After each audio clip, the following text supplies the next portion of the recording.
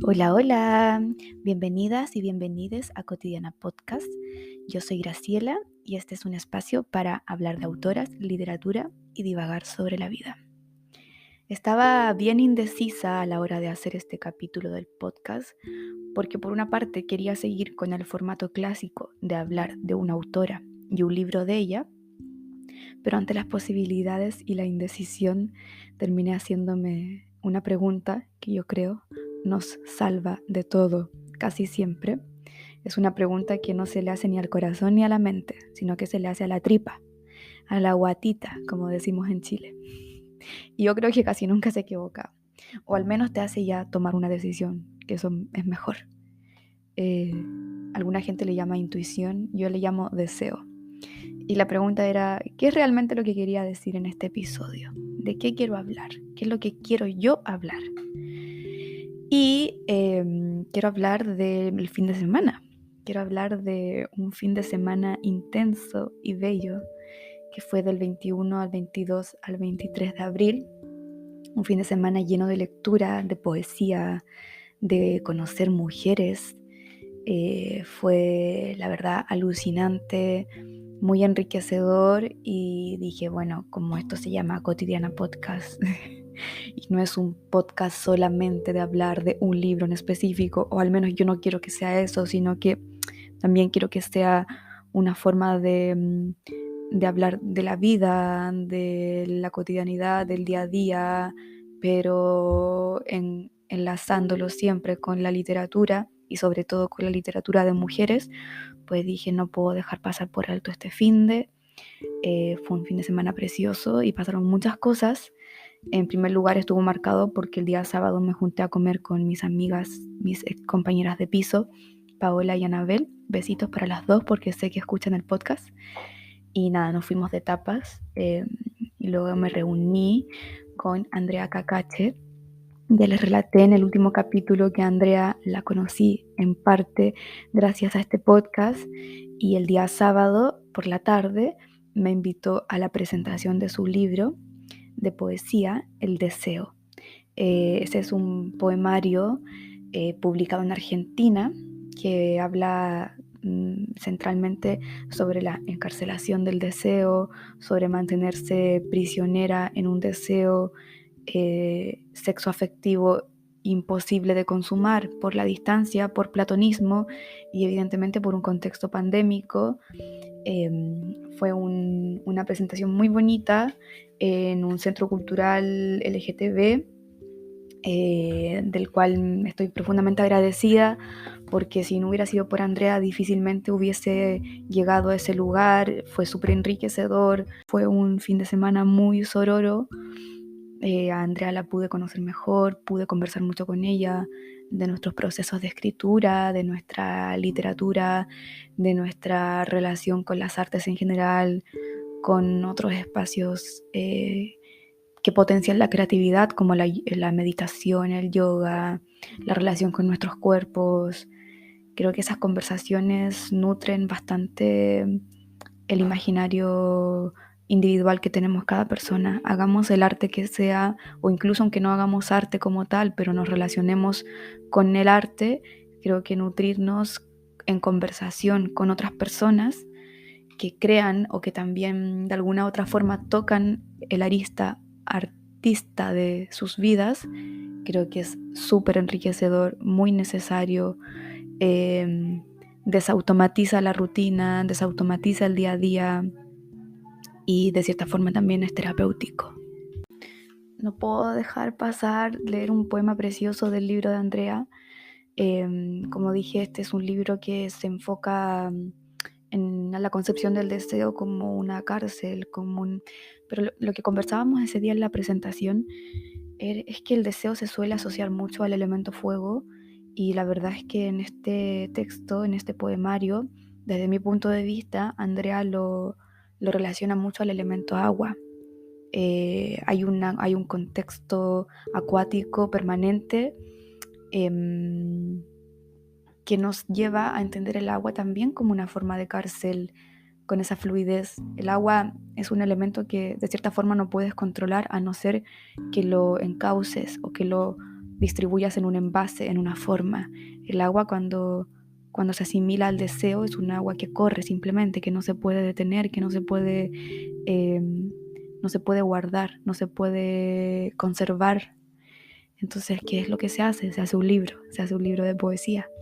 Quiero leer un poema de Andrea que se llama Azul y dice así: Azul, azul marino cielo estampado en tu pecho, vino rosado cayendo por tu garganta, cascadas, labios color, boca color, lengua, la cadencia de la música, mi mano tu cadera, esta noche te abraza y te envuelvo, el vino no será suficiente si medimos cada segundo en gotas, tantas gotas de oxígeno en mis pulmones.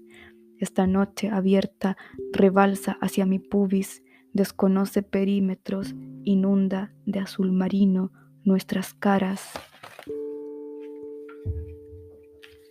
nuestros cuerpos, infiltra azul en nuestros recuerdos, vos agua, yo agua, nosotras cascada y el cielo. Algo hemos hecho muy bien para embebernos de tanto cielo. Volvés una y otra vez hacia mí como un movimiento en loop, de mí hacia el centro, del centro hacia vos, voy y vuelvo, no necesito nada más hoy, tan solo este lienzo azul, oscuro, cubriéndolo todo, abriéndose inmenso en mi terraza, vos, yo, vos, yo, vos, y un vino tan rosado que hasta el amor se sonroja. Tiene una melodía preciosa el poemario de Andrea. Veo esas cascadas, veo esos ríos, ese devenir acuático y se los recomiendo. Ella se llama Andrea Cacache, el libro se llama El Deseo, está editado por Alción Editora de Buenos Aires, pero estoy segura que en algún momento Andrea lo reeditará, espero, porque me gustaría que hubiese también alguna edición más cercana acá en España para poder conseguirlo con mayor facilidad.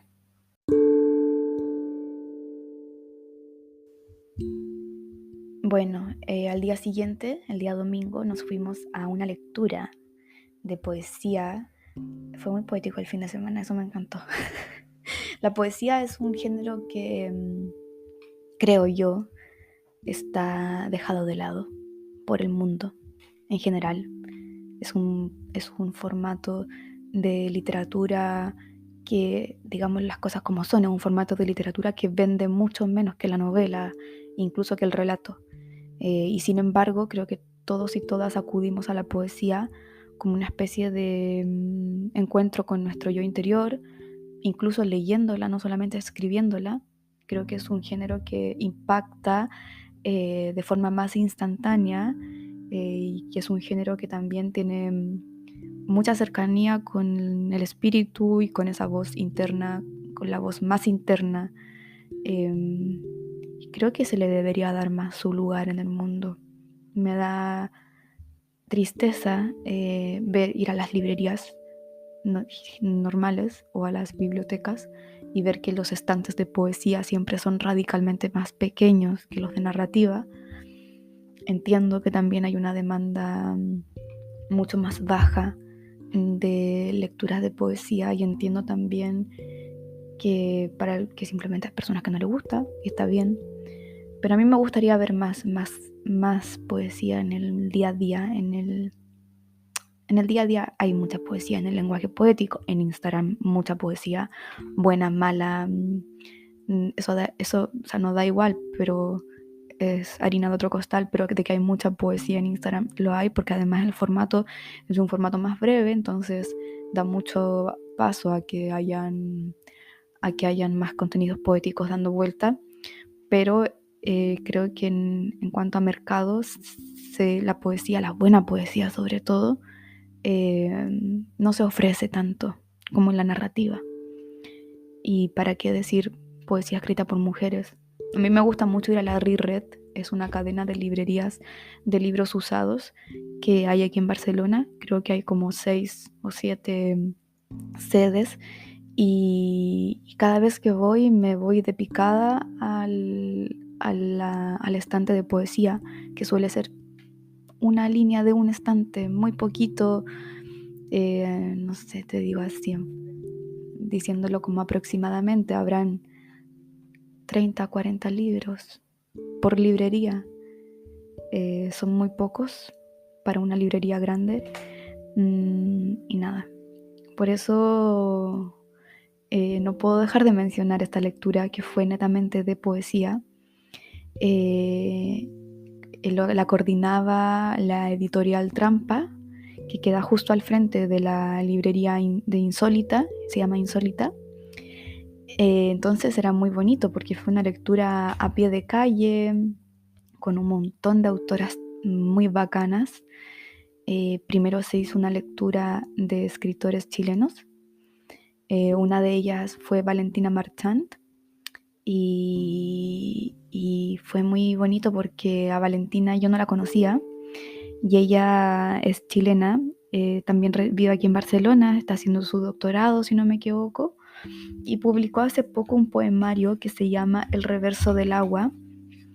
Y es curioso porque yo tengo un manuscrito de poesía que se llama El lado torcido del mar, que no lo he publicado todavía, y que toca, bueno, mi vivencia en Chile en el año 2021. Estuve todo el año allí para luego volver a Barcelona cuidando de mi madre que estaba enferma de cáncer.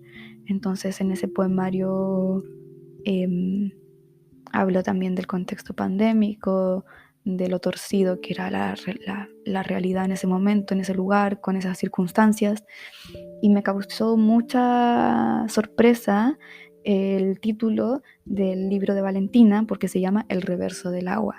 Y es cierto que de alguna u otra forma hay diálogos dando vueltas entre nosotras. Tenemos pendiente un vermut en algún momento. Y le compré su libro y me gustaría leer un pedacito de esta maravilla que se llama El reverso del agua.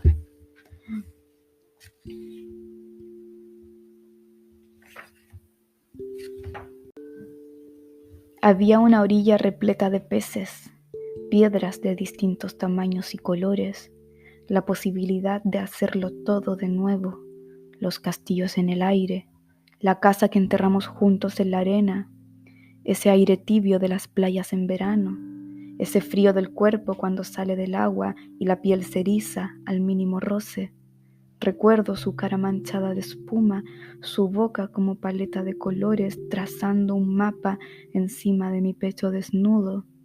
El paseo por la orilla, la carne de los duraznos escurriéndose entre los dedos, la promesa de una casa en el bosque, los peces que devoraríamos juntos al amanecer.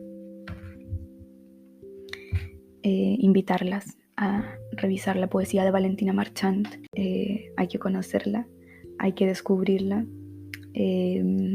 Obtuvo una mención honrosa de los Juegos Florales de Gabriela Mistral con un poemario que se llama Tránsito Ciego, que es del 2013, que tengo también muchas ganas de leer. Así que nada, ya estaremos hablando más de esta autora en este podcast. Me gustaría más adelante hacer un capítulo dirigido a poesía chilena contemporánea. Y ese día también leyeron algunos editores y editoras y más autoras, además de este especial de poesía chilena. Y quiero rescatar una lectura de una autora que yo no conocía, que también es editora, que se llama Carmen Berazategui, y leyó parte de su poemario que se llama Cosas asombrosas sucederán hoy, publicado por Olifante Editores. Y quedamos hipnotizadas con Andy mientras la escuchábamos. Además que ella tenía la voz muy ronca en ese momento porque el día del libro, que fue el domingo, es un día heavy para todo el mundo que trabaja en la industria del libro. Es un día de mucho trabajo, esa semana en general, y la pobre estaba súper ronca, entonces como que ya su lectura era muy sutil, muy elegante, muy atmosférica, y le ponía además sin querer obviamente este tono con la voz media ronca, y fue muy bello escucharla. Tenía una simpleza en las imágenes que era especial. sobre todo de escuchar, yo creo, más que de leer incluso. Y bueno, también había que darle mérito a la primavera. Estamos en una estación dulce y agraz. Se sabe que la primavera suscita tristezas y penurias en muchos corazones, sobre todo creo yo cuando nos guardamos mucho en casa.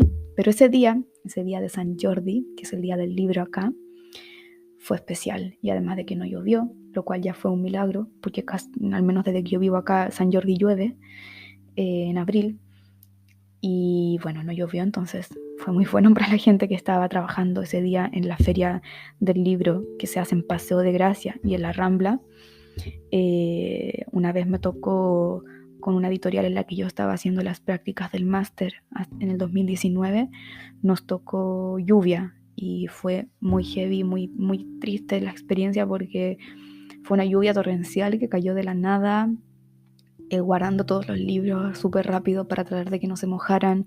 Obviamente se perdieron muchos libros en ese momento.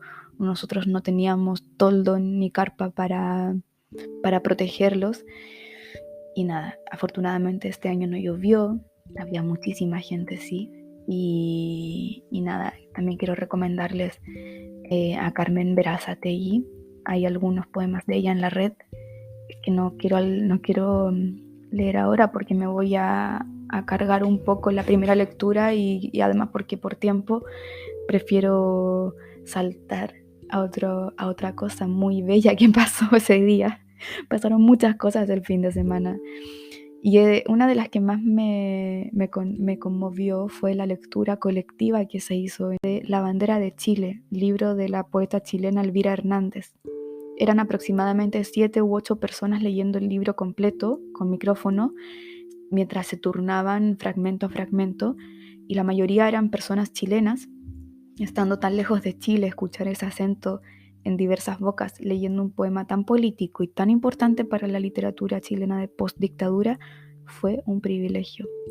Por eso no quiero dejar pasar esta oportunidad para recomendar a esta escritora. Es una de las autoras vivas más laureadas de Chile, tremendamente prolífica, poética y muy activa en el día de hoy. Elvira Hernández es el seudónimo de Rosa María Teresa Adriasola Olave. Recién ahora, para preparar este capítulo, me entero de que ese es el nombre de Elvira Hernández y de que compartimos el segundo apellido. Ella nació en 1951 en Lebu, estudió filosofía, no recuerdo si en el pedagógico, bueno, en ese tiempo filosofía estaba en la Universidad de Chile, y después se dedicó a la docencia. La bandera de Chile es un libro escrito en 1981, poco tiempo después de que ella fuera detenida en contexto de la dictadura. Se supone, dicen que la confundieron con otra mujer que la CNI estaba buscando. Y a partir de ese momento ella empezó a escribir La bandera de Chile. Es un texto que fue publicado recién una década después de ser escrito. Primeramente fue publicado en Buenos Aires y durante esa década que el poema estuvo circulando clandestinamente, ya empezó a considerarse como un ícono de la resistencia a la dictadura militar. Es un texto, un poema largo que cuestiona no solamente la figura patriótica de la bandera de Chile como símbolo y como representación de Estado y de autoridad, sino que también cuestiona la identidad sociopolítica de Chile desde la precariedad más cotidiana. La escritora Ángela Segovia habla de un extraño don que tiene la bandera de Chile. Ella dice que este poemario trae una escritura que, aunque nace en el escollo de la censura, no escapa de aquello que tiene que decir, no emborrona el mensaje para complicar su desencriptamiento. Hace justo la operación contraria, porque se construye desde una rotundidad que excede lo asimilable. Yo creo que es así, releyendo el texto, después de haberlo escuchado ese día, me doy cuenta de que es muy cierto que ella hace una demostración explícita de lo que significa la bandera de Chile en un contexto de dictadura, en un contexto de extrema pobreza en que estaba viviendo el país y de extrema violencia, por supuesto. Quiero leer algunos fragmentos de este poema largo para que le pongamos voz y rostro al libro de Elvira Hernández. No se divide en títulos, sino más bien en fragmentos, además de que juega en algunas partes con el dibujo del poema, con la posición de los textos en la página. Es muy visual. Se le considera a Elvira Hernández parte de la neovanguardia chilena, a pesar de que ella no se considera en este espacio. Pero bueno, invitarles a descubrirla más. Voy a leer algunas partes de este texto. Come moscas cuando tiene hambre la bandera de Chile. En boca cerrada no entran balas. Se calla. La bandera de Chile es exhibicionista por naturaleza. A la bandera Chile la mandan a la punta de su mástil y por eso ondea y mueve su tela y por eso se la respeta.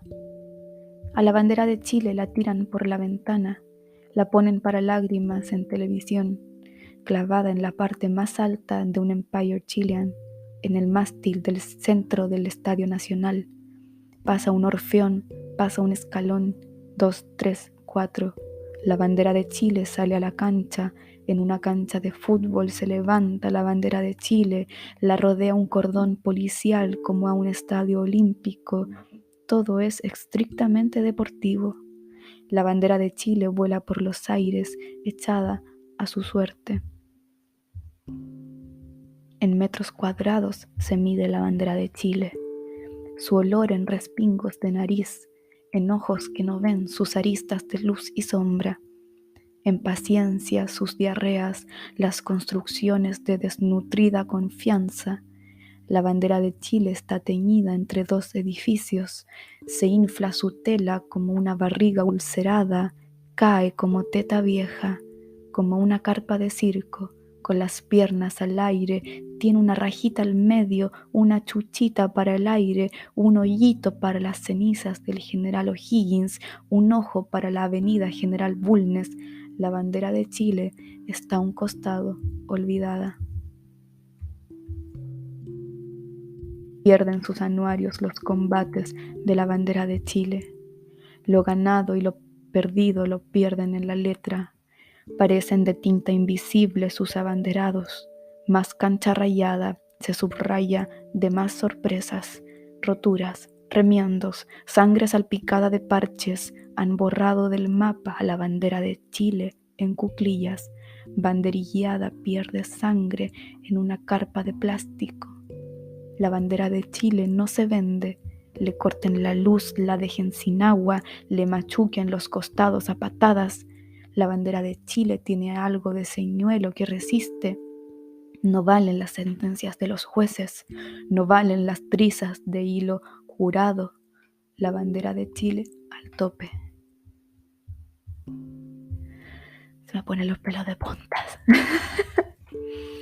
Creo que hay que tener ojo, eso sí, al leer la bandera de Chile, porque es cierto que utiliza varias referencias al registro popular del habla chilena y además a la propia historia, aunque algunos críticos y críticas digan que no. Yo creo que sí, es un poema largo, primeramente político, y por ende necesita un contexto histórico para apreciarlo enteramente, tal y como lo necesita una bandera.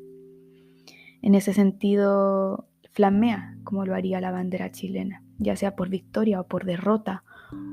Es inevitable verla, leerla, casi de un tirón, como quien observa las variadas imágenes y paisajes de un país en guerra, un país en luto, como lo era cuando Chile sufría las atrocidades de la dictadura militar. Hay que tener ojo entonces con las referencias, por ejemplo, las referencias que se hacen al Estadio Nacional. El Estadio Nacional es un lugar en Chile que se usó durante la dictadura como centro de detención y de tortura. Entonces hay que saber un poquito del contexto para apreciarla en su totalidad, entender también que en Chile se hacen hasta el día de hoy tomas de terreno, que son, no sé cómo se llaman aquí en España, pero son espacios como sitios seriazos o lugares a los que las personas sin hogar llegan para empezar a construir sus viviendas. Como la pobreza urge en ese minuto, y se empiezan a construir tomas que después con los años se van transformando en barrios. Y la gente, cuando se toma un espacio, se pone la bandera de Chile para indicar que ahí hay una toma. Entonces la bandera de Chile tiene muchos símbolos, además de significar el país como tal. Con esa recomendación quiero contarles que además más adelante me gustaría volver a la poesía de Elvira Hernández. Me traje de Chile Pájaros en su ventana, creo que se llama.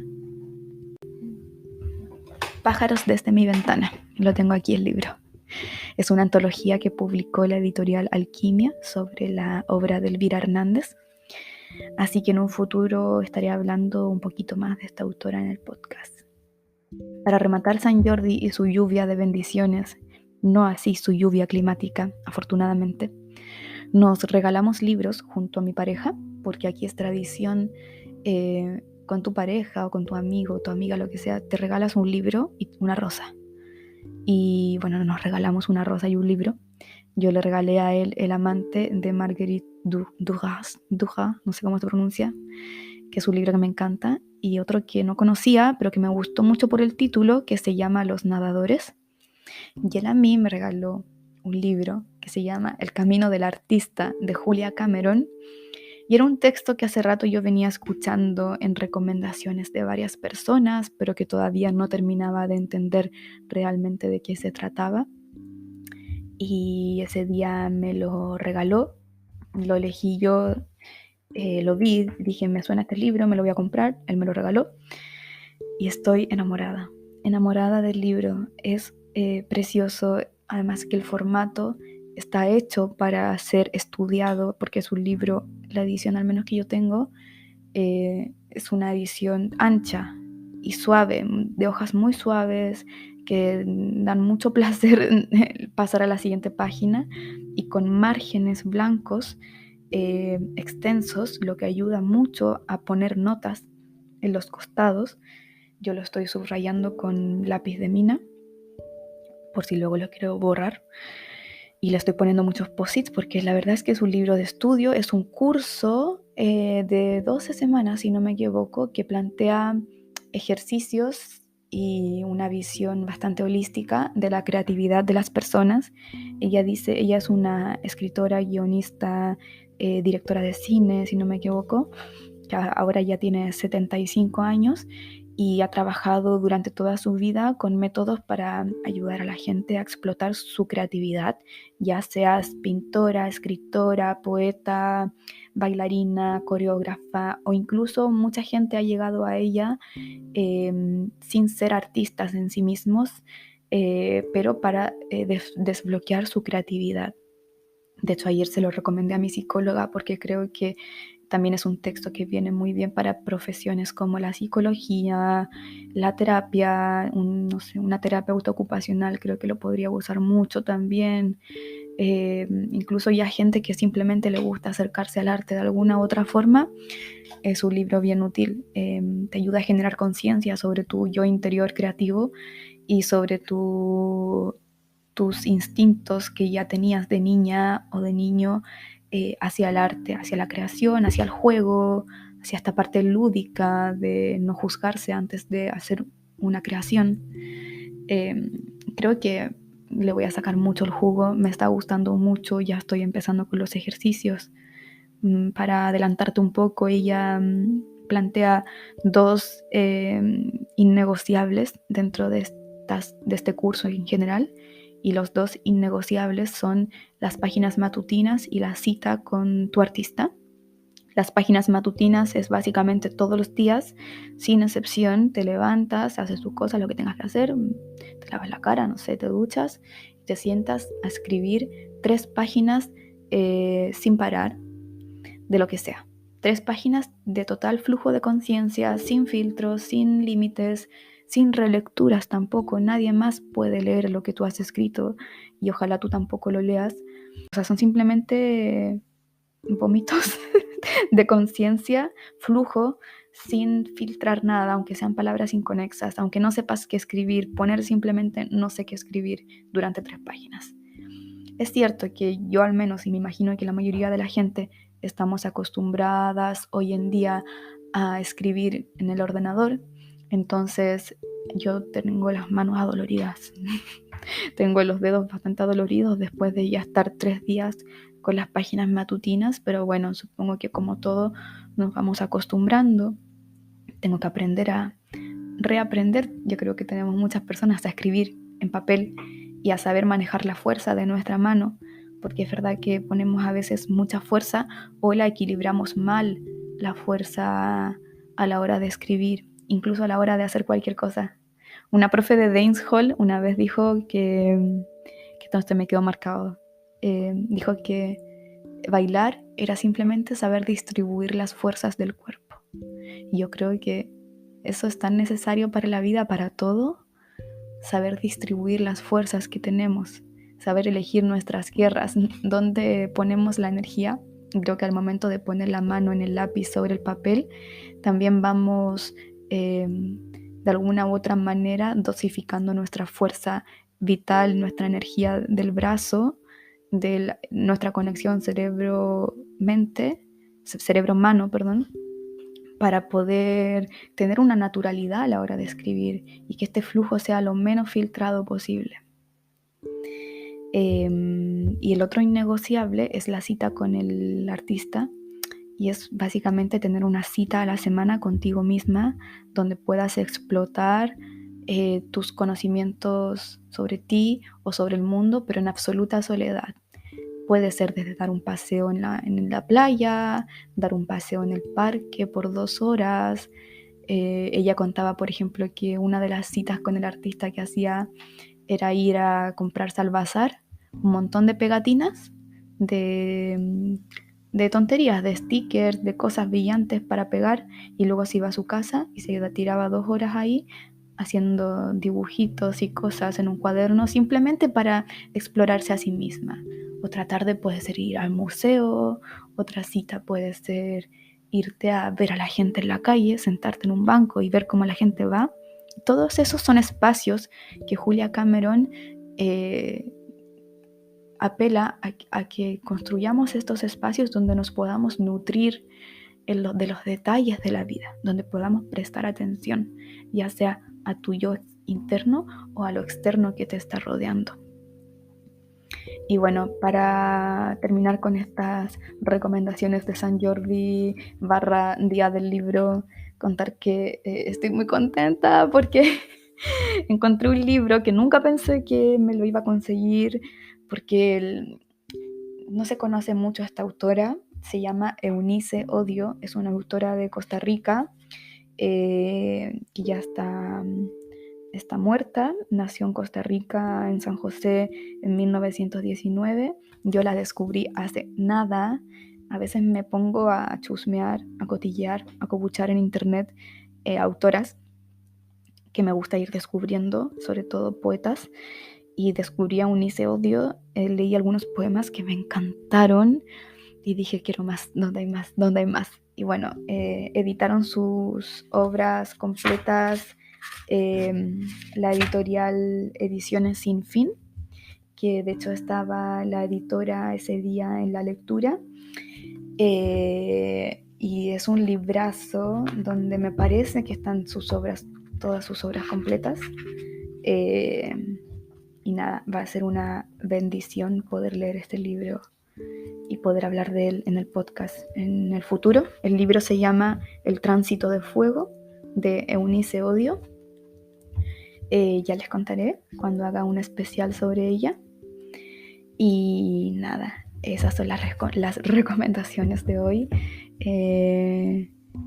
Ay Dios, quería que el podcast no me quedara tan largo y igual me quedó largo, pero bueno, ya está. Quería hablar de esto, quería recomendar, compartir mi alegría de conocer poetas y de conocerlas presencialmente. Siempre es una alegría poder tener este reconocimiento artístico con otras personas, mirarse, escucharlas. Además que leer leer poesía es una experiencia distinta a escuchar poesía. Escuchar poesía es un regalo de la vida. Las palabras toman la forma que deben tomar. De hecho, a mí me gusta mucho cuando leo poesía leerla en voz alta, aunque esté sola, aunque nadie me esté escuchando. Creo que es una experiencia que te ayuda mucho más a entender el texto y a disfrutarlo y a conectar con él de una forma más cercana, escuchando tu propia voz. O sea, ¿qué más heavy que eso? Y nada, muchas gracias por escucharme el día de hoy. Nos vemos la próxima semana o la semana subsiguiente, porque no sé si habrá podcast la semana que viene, ya que viene a visitarme mi madre a casa. Así que estaré con visita ilustre.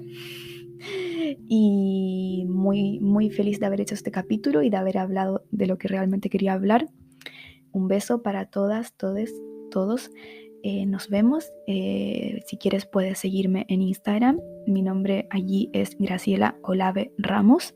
Estoy subiendo cosas sobre literatura constantemente y te agradecería mucho si puedes compartir este capítulo. Así que eso, un abrazo gigante.